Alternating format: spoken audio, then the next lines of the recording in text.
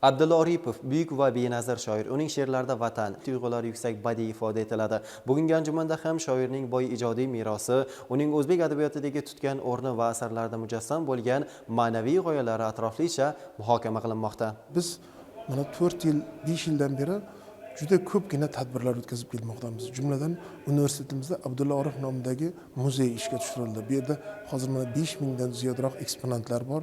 Ular har doim yoshlar bilan gavjum. Abdulla Oripov nomidagi yoshlar bog'i tashkil qilindi. Har yili 10 ga yaqin Abdulla Oripov nomidagi stipendiyalar yoshlarga beriladi. Yana o'qish bilan, a'lo o'qish bilan bir paytga shu she'riyatga qiziqqan, o'zini ijodiy ishlari bilan tanilgan, o'zini qaysidir ma'noda ijodiyotini ro'yobga chiqargan yoshlarni biz o'sha Abdulla Oripov nomidagi stipendiya va Abdulla Oripov nomidagi ko'krak nishonlari bilan taqdirlab boramiz. Biz konferensiya davomida Abdulla Oripovning ijodi bilan yana ham yaqindan tanishdik.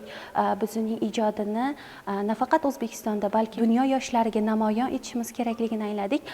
Masalan, men o'zim Abdulla Oripovning she'rlarini ingliz tiliga tarjima qilib, xalqaro yoshlarga namoyish etaman. Yaqinda Slovakiya Respublikasida o'qishda bo'lib keldim va u yoqda ham yoshlar bilan birgalikda Abdulla Oripovning ijodini Slovak studentlarga, Slovak yoshlarga ko'rsatishga muvaffaq bo'ldik. Ularga ingliz tilidagi she'rlaridan bahramand bo'lishlari imkoniyatini berdik. Men Abdulla Oripov stipendiyanti bo'lishdan, uning davomchisi bo'lishdan faxrlanaman. Ilmiy amaliy anjuman Abdulla Oripovning o'zbek adabiyoti rivojiga qo'shgan hissasi, falsafiy va axloqiy motivlar, avlodlar vorisligi mavzusiga bag'ishlandi. Unda ijodkorning oila a'zolari, adabiyotshunos olimlar, tadqiqotchilar va keng jamoatchilik vakillari ishtirok etib, buyuk shoirning boy ijodiy merosini atroflicha muhokama qildi. Anjumanda so'zga chiqqanlar Abdulla Oripov fenomenining bosh xususiyatlariga to'xtalib, shoir yaratgan adabiy maktab millat ruhini nechog'lik teran ifoda etganini alohida e'tirof etdi. Shu bilan birga adab asarlarining falsafiy ko'lami va ulardagi yuksak axloqiy g'oyalar bugungi ta'lim tizimida yosh avlod tarbiyasi uchun beqiyos ahamiyatga ega ekani ilmiy asoslab berildi. Bugungi konferensiyada Abdulla Oripovning ijodini ta'lim maskanlarida o'qitish va o'rgatishning metodik jihatlarini tadqiq qilishga bag'ishlangan ma'ruzam bilan qatnashdim.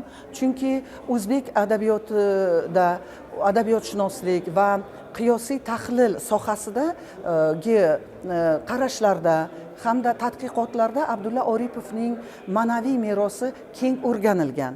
Biroq pedagogika sohasida, ayniqsa pedagogik ta'limotida Abdulla Oripovning ijodiyoti, uning yoshlar tarbiyasiga bo'lgan ta'siri hamda ularni metodik jihatdan tadqiq qilish masalalari keng darajada hali chuqur o'rganilmagan. Shoirning umr yo'ldoshi Hanifa Mustafoyeva Abdulla Oripov bilan kechgan mazmunli yillar, ulug' ijodkorning murakkab va sharafli shaxsiyati hamda oilaga bo'lgan cheksiz sadoqati haqida so'zlab berdi.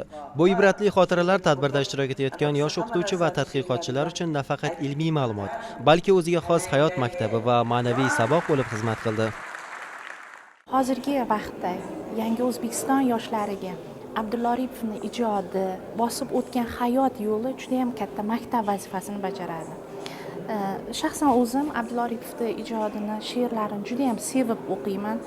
Bu yerda insonni ma'naviy dunyosini shakllantirish, insonni bir yashovchanlikka kurashuvchan bo'lishi, hammasi bu Abdulla Oripov she'rlarida mujassam. Otaga bag'ishlangan she'rini aytmoqchiman. Otalar sha'niga loyiq so'z demoq, tabarruk bir kitob bitmoq bilan teng, ularning mehri bamisli charoq, bag'ri keng yulduzli osmon bilan teng. Shoirning she'rlarida aks etgan vatanga muhabbat bugun har bir yosh qalbiga cheksiz iftixor tuyg'usini beradi. Zokir Mo'minov, Jaloliddin Sayrdinov bugun dastur uchun.